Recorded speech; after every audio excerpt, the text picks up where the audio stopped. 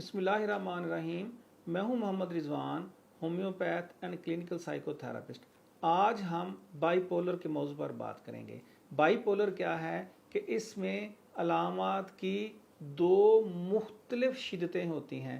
पहली शिद्दत में क्या है कि वो मरीज़ बहुत ही एनर्जेटिक होता है, और दूसरी शिद्दत क्या है कि जब वो लो मूड में जाता है तो इतना लो मूड में चला जाता है, किसी मामले में तवज्जो ही नहीं लेता।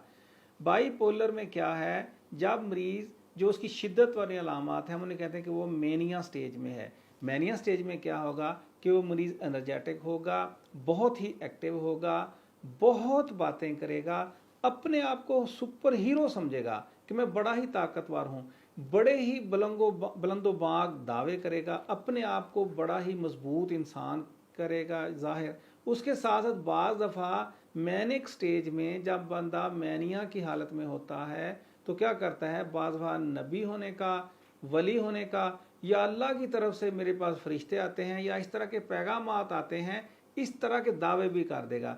इसके साथ साथ मैनिया का मरीज़ वो क्या करता है, जब उसमें ये दौरा पड़ता है तो रकम बड़ी ज़ाया करता है, शॉपिंग करता है, वो सारी गैर ज़रूरी चीज़ें जो उसकी ज़रूरत नहीं होता उस पर अपनी रकम ज़ाया कर देता है। कई ऐसी और चीज़ें बड़ी बड़ी रकम मुख्तलिफ जगहों पर वो खर्च करके ज़ाया कर देगा इस दौरे के दौरान। उसके बाद इस पे स्टेज आती है किसकी, मेजर डिप्रेशन की। मेजर डिप्रेशन में क्या होगा कि यही मरीज़ जो है ये वो डिप्रेशन में चला जाएगा। डिप्रेशन में क्या होगा कि यही मरीज़ बिल्कुल लो मूड में, अब क्या है कि शक्ल से ही आपको परेशान लगेगा, इस मरीज़ किसी बात में ये तवज्जो नहीं करेगा, ये मरीज़ कुछ नहीं खाएगा या मुसलसल खाता ही रहेगा, थोड़ा थोड़ा खाता रहेगा। मेजर डिप्रेसिव डिसऑर्डर में क्या होता है, या तो मरीज़ का वज़न कम होना शुरू हो जाता है या उसका वज़न बढ़ना शुरू हो जाता है।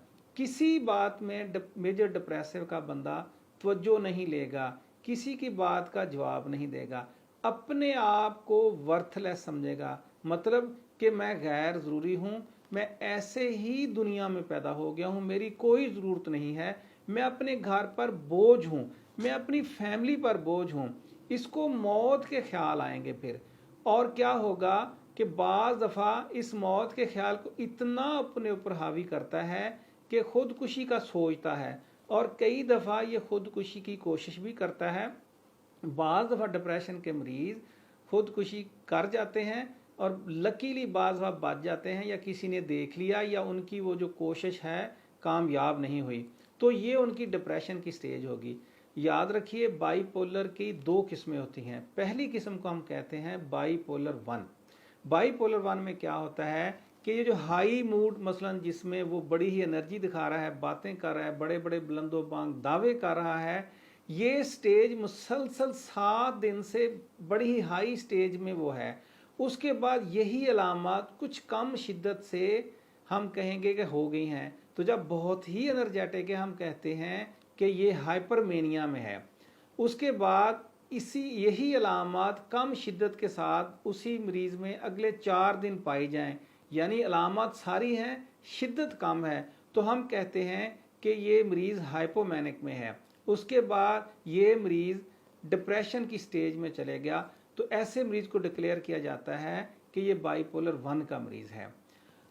अगर मैनिया की जो सिम्टम्स पहले मैंने बताई हैं ये कम शिद्दत के साथ हों, मसलन वो कुछ रकम तो खर्च करता है लेकिन काम बातें करता है, लेकिन थोड़ी सी काम करता है लेकिन रुक जाता है, यानी यही जो अलामतें हैं मैनिया वाली कम शिद्दत के साथ हों और 4 दिन इनका दौरा रहे, उसके बाद वो मरीज़ लो मूड यानी डिप्रेशन में चला जाए और मुसलसल 15 से 20 दिन से उसकी डिप्रेशन की अलामत हो, तो हम कहते हैं कि ये मरीज़ बाईपोलर 2 का है। अगर उसमें बाईपोलर 1 के मरीज़ में हाइपरमैनिक की अलामत 7 दिन, फिर लो मूड की जो कुछ कम हाइपोमैनिया की 4 दिन, यानी ये हो गई 7 4 11 दिन, और फिर उसके बाद वो लो मूड में चला जाए। और बाईपोलर 2 में क्या होगा कि वो 4 दिन मैनिक रहेगा, यानी इस तरह की फजूल जो शिद्दत वाली हरकत 4 दिन करेगा, फिर लो मूड में चले जाएगा, तो हम कहेंगे कि ये मरीज़ बाईपोलर 2 का है। ये मरीज, अगर इस तरह का मरीज हमें इर्द गिर्द देखें तो इसे फ़ौरन हमें हॉस्पिटलाइज करना चाहिए ताकि इसका प्रॉपर इलाज किया जाए।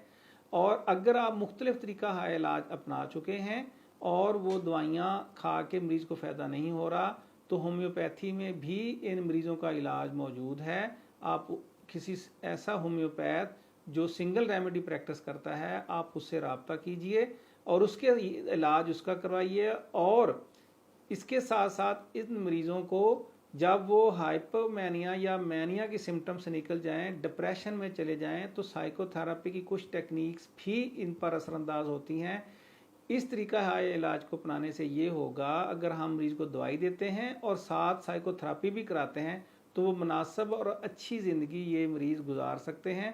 और जो घर पर बोझ हैं या अपने घर का नुकसान कर रहे हैं, अपना माली नुकसान कर रहे हैं, उससे भी हम निकल सकते हैं।